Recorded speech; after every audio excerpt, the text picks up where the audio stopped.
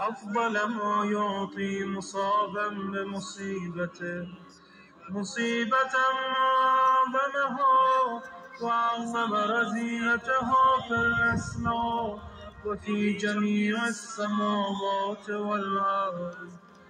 اللهم اجعلني في مقامي هذا ممن تناله منه صلوات ورحمة ومغفرة. اللهم اجعل محياي محيا محمد وآل محمد ومماتي ممات محمد وآل محمد.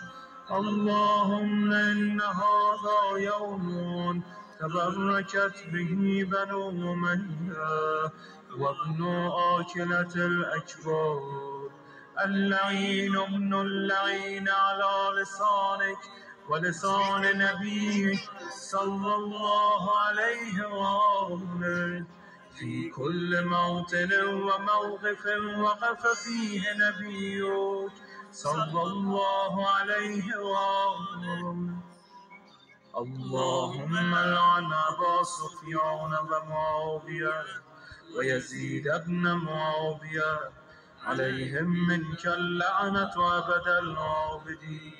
وهذا يوم فرحت به آل زياد وآل مرضى بقتلهم الحسين صلوات الله عليه.